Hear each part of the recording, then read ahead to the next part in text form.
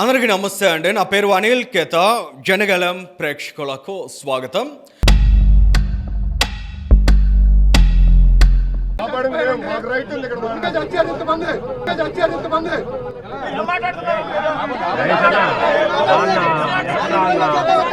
Visakhapatnam steel ప్లాంట్లో జరిగిన దుర్ఘటన తరువాత కార్మిక సంఘాల నాయకుల గురించి ప్రత్యేకంగా మాట్లాడాల్సిన, వారి గురించి అర్థం చేసుకోవాల్సిన పరిస్థితి దాపురించిందండి.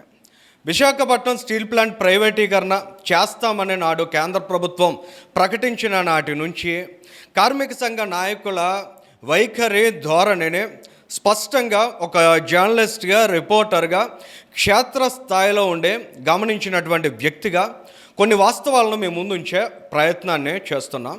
సో ఇక్కడ కంటెక్స్ట్లోకి వెళ్ళినట్లయితే, నాడు జగన్మోహన్ రెడ్డి ప్రభుత్వం అధికారంలో ఉంది. తొలి దశలో ఉద్యమం అనేది చాలా ఉవ్వెత్తున జరిగింది. కార్మిక సంఘ నాయకులకి కార్మికులందరూ కూడా ఏకపక్షంగా మద్దతు తెలియజేశారు. కేంద్ర ప్రభుత్వమైనా రాష్ట్ర ప్రభుత్వమైనా మేము కొట్లాడి తీరుతామనేటువంటి ధైర్యాన్ని, భరోసాని నాయకులకు ఆ రోజుల్లో అందించారు. కానీ కొద్దిగా కాలం జరిగే కొద్దీ కార్మికులు కూడా ఆ కార్మిక సంఘ నాయకుల మీద విశ్వాసాన్ని కోల్పోయారు. దానికి గల కారణం ఏంటంటే, నేరుగా డైరెక్ట్గానే ఆ కార్మిక సంఘ నాయకులు చెప్పేవారు, మేము రాష్ట్ర ప్రభుత్వం గురించి వ్యతిరేకంగా మాట్లాడాం, జగన్మోహన్ రెడ్డి గురించి వ్యతిరేకంగా మాట్లాడాం, విజయసాయి రెడ్డి గారిని ఎరకాటంలో పెట్టే విధంగా మాట్లాడాం, మీరు అటువంటి ప్రశ్నలు మమ్మల్ని అడగద్దు, మేము స్టీల్ ప్లాంట్ ప్రైవేటీకరణ జరగకూడదనేటువంటి నినాదం మాత్రమే మేము ఇస్తాం, కానీ రాష్ట్ర ప్రభుత్వానికి వ్యతిరేకంగా మాట్లాడడం ద్వారా ఏ విధమైనటువంటి ప్రయోజనం ఉండదు, మేమేమీ సాధించలేము. ఈ విధమైనటువంటి వర్షన్ వాళ్ళు తీసుకున్నారండి. అక్కడ నిర్వాసితులు ఉండేవారు. నిర్వాసితులకు సంబంధించి 7,000కు పైగా ఆర్కార్డులు పెండింగ్లో ఉన్నాయి. వాళ్ళు ఎవరికి ఉద్యోగాలు రాలేదో వారికి ఉద్యోగ భద్రత కల్పించాల్సినటువంటి అవసరం ఉంది.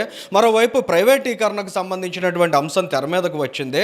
వారు తమకు న్యాయం జరగాలనేటువంటి నినాదాలు ఇస్తూ ఉద్యమాన్ని నిర్మించుకునేటువంటి ప్రయత్నం చేస్తే, వారికి కూడా కనీసం సహకరించకపోగా వారు వేసుకున్నటువంటి టెంట్ను కూడా ఎత్తేయించడానికి కార్మిక సంఘ నాయకులు, ముఖ్యంగా స్టీల్ ప్లాంట్కి సంబంధించినటువంటి కార్మిక సంఘ నాయకులు ప్రయత్నాలు చేసేవారు. అంటే వైపు నిర్వాసితుల పట్ల ఏ విధమైనటువంటి గౌరవం లేదో, నిర్వాసితులకి కార్మిక సంఘ నాయకుల మీద నమ్మకం లేదో, అంతేకాదు అక్కడ ఉండేటువంటి కార్మికులకు కూడా నమ్మకం లేదో. ఎప్పుడైనా వారు అరాకొరా మీటింగ్స్ పెడితే రావడం, కాస్త టైం స్పెండ్ చేయడం, వెళ్ళిపోవడం తప్ప వీళ్ళ ద్వారా స్టీల్ ప్లాంట్ని కాపాడుకోగలుగుతా అనేటువంటి నమ్మకం మాత్రం పూర్తిగా ఆ కార్మికుల్లో లేనటువంటి సిచ్యువేషన్ని ఈ కార్మిక సంఘ నాయకులు క్రియేట్ చేశారండి. అంతేకాదు పవన్ కళ్యాణ్ గారు కూడా పదే చెబుతూ ఉంటారు, ఈ కార్మిక సంఘ నాయకుల వైఖరి ఆ రోజుల్లో ఏ విధంగా ఉండేది. జగన్మోహన్ రెడ్డి ఎక్కడికి రమ్మంటే అక్కడికి చేతులు కట్టుకుని వెళ్ళి నిలబడేటువంటి సిచ్యువేషన్లో వాళ్ళు ఉండేవారు. ఈ విధానం అంతా కూడా గతంలో మనం గమనించాం. కానీ ప్రస్తుతం కూటమి ప్రభుత్వం మీద ఈ కార్మిక సంఘ నాయకులు నిందలు వేస్తున్నారు, కూటమి ప్రభుత్వం మీద పడి ఏడుస్తున్నారు. కూటమి ప్రభుత్వం నుంచి నిన్న మంత్రి నారా లోకేష్ గారు వచ్చి బాధిత కుటుంబ సభ్యుల్ని పరామర్శిస్తుంటే కనీస కాన్సర్న్ ఉండాలి, కనీస జ్ఞానం ఉండాలి, ఎంతో కొంత విచక్షణ ఉండాలి, మానవీయ కోణం ఉండాలి. అక్కడ బాధిత కుటుంబ సభ్యులతోటి ఆంధ్రప్రదేశ్ రాష్ట్రానికి సంబంధించి ప్రతినిధిగా నారా లోకేష్ గారు మాట్లాడుతున్నప్పుడు, ఆయన వారికి భరోసాని ఇస్తున్నప్పుడు, వారు ఏం మాట్లాడుతున్నారో, ఆయన ఏం చెబుతున్నారో, మీరు ఏం డిమాండ్ చేస్తున్నారు అనేటువంటి కనీస అంశాలను వినడానికి ఓపిక లేని నాయకులు, ముఖ్యంగా ఒకరిద్దరు సీనియర్ నాయకులు ఎవరైతే ఉన్నారో, వారికి దశాబ్దాల అనుభవం ఉంది, కార్మిక సంఘ నాయకులుగా పనిచేసి ఉన్నారో అటువంటి వ్యక్తులు కూడా తమ విచక్షణ కోల్పోయి, అందుకే చచ్చారు అంతమంది అని చాలా నిర్లక్ష్యంగా, చచ్చిపోయినటువంటి ప్రాణాలు కోల్పోయినటువంటి వారిని అవహేళన చేసే విధంగా మాట్లాడినటువంటి తీరు ఏదైతే ఉందో అది చాలా బాధాకరంగా ఉంది. ఖచ్చితంగా స్టీల్ ప్లాంట్ కార్మిక నాయకులు ఎవరైతే ఉన్నారో వారి సిచ్యువేషన్ ఒకసారి రివ్యూ చేసుకోవాలి. ఎందుకంటే కార్మికులు లేదా నిర్వాసితులు వారిని నమ్మకపోవడమే కాదు, ఒక కార్మిక సంఘం మీద మరొక కార్మిక సంఘానికి ఏ మాత్రం కనీస గౌరవం ఉండదు. వారు ఏ విధమైనటువంటి చాడీలు చెప్పుకుంటారు, ఏ విధంగా ఒకరి మీద ఒకరు తిట్ల దండకాన్ని అందుకుంటారు. స్టీల్ ప్లాంట్లో పనిచేసిన వాళ్ళు లేదా అక్కడ ఉండేటువంటి ప్రతి ఒక్కరికి కూడా అవగాహన ఉన్నటువంటి విషయం. మరి ఇటువంటి దుస్థితి అక్కడ దాపురించింది. ఇవాళ కూటమి ప్రభుత్వం మీద వారికి ఉన్నటువంటి ప్రధానమైన అబ్జెక్షన్ ఏంటని ఒకసారి మనం గమనించినట్లయితే, జగన్మోహన్ రెడ్డి ప్రభుత్వ హయాంలో స్టీల్ ప్లాంట్ ప్రైవేటీకరణను అడ్డుకుంటామని ఉద్యమం చేస్తున్నామని చెప్పి వారు కాలయాపన చేశారు. ఆ కాలయాపన ద్వారా ఆ విధమైన ఉద్యమ ఉద్యమం ద్వారా వారికి ఏ విధమైన లబ్ధి చేకూరింది అనేది వారికే తెలియాల్సినటువంటి విషయం. కూటమి ప్రభుత్వం అధికారంలోకి వచ్చిన తర్వాత వారు ఇచ్చిన హామీ మేరకు స్టీల్ ప్లాంట్ ప్రైవేటీకరణను అడ్డుకుంటామని వారు చెప్పారు. దానికి కట్టుబడి స్టీల్ ప్లాంట్కి అవసరమైనటువంటి ఇమ్మీడియట్ ఆర్థిక సహకారం ఏదైతే ఉందో 12,000 కోట్ల రూపాయల ప్యాకేజీని సాధించారో. సుమారుగా కేంద్ర రాష్ట్ర ప్రభుత్వాలు కలిసి విశాఖపట్నం స్టీల్ ప్లాంట్ని నిలబెట్టడానికి 15,000 కోట్ల రూపాయల మేర సహకారాన్ని అందించారు. సో ఆర్థిక ప్యాకేజీని ఇవ్వడం వరకు మాత్రమే ఆంధ్రప్రదేశ్ రాష్ట్ర ప్రభుత్వానికి, కూటమి ప్రభుత్వానికి సంబంధించినటువంటి బాధ్యత కదా. స్టీల్ ప్లాంట్ లోపలికి వెళ్ళి నారా లోకేష్ గారు 12,000 కోట్ల రూపాయలు ఏ విధంగా ఖర్చు చేస్తున్నారు, ఏ విధంగా డిస్ట్రిబ్యూట్ చేస్తున్నారు, ఇలాంటి అంశాలన్నీ చక్కబెట్టరు కదా.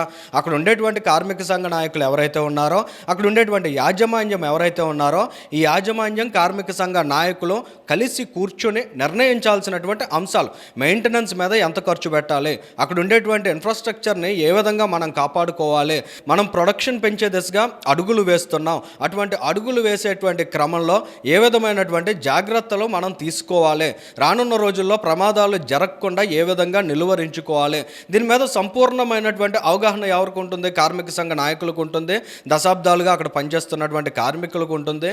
ఈ కార్మికులు కార్మిక సంఘ నాయకులకి చెప్తారు కాబట్టి కార్మిక సంఘ నాయకులు తమ ఇగోస్ని పక్కన పెట్టి యాజమాన్యంతో చర్చలు జరపాలి, వారికి తమ రికమెండేషన్స్ అనేవి ఇవ్వాలి, వాటిని ఖచ్చితంగా అమలు చేయించుకునే దిశగా వారు ఒత్తిడిని క్రియేట్ చేయాలి. ఇది పక్కన పెట్టేసి కార్మిక సంఘ నాయకులు పూర్తిగా రాజకీయ నాయకుల్లా మారిపోయి రాజకీయ నినాదాలు తీసుకుని, ముఖ్యంగా ఓ వర్గానికి సంబంధించినటువంటి మీడియా ఆ రోజుల్లో జగన్మోహన్ రెడ్డి ₹1 పరిహారం చెల్లించారు కాబట్టి ఇవాళ కూడా ₹1 పరిహారం చెల్లించేసి ఆంధ్రప్రదేశ్ రాష్ట్ర ప్రభుత్వం చేతులు దులిపేసుకోవాలనేటువంటి వైఖరిలో వారు మాట్లాడడం, ఆ విధమైనటువంటి నినాదాలు ఈ కార్మిక సంఘ నాయకులు కూడా ఇవ్వడం అనేది ఎంతవరకు సమంజసం అనేది వాళ్ళ స్టీల్ ప్లాంట్లో ఉన్నటువంటి కార్మికులంతా ఆలోచించాల్సినటువంటి అవసరం ఉంది. ఎందుకంటే ఇక్కడ స్టీల్ ప్లాంట్లో పర్మనెంట్ ఉద్యోగులు ఎవరైతే ఉన్నారో వారికి రావాల్సినటువంటి పరిహారం అనేది ₹1 కాదు, అంతకు మించి ఉంటుందనేటువంటి అంచనాలు ఉన్నాయి. వాటన్నిటి మీద స్పష్టత రావాల్సినటువంటి అవసరం ఉంది.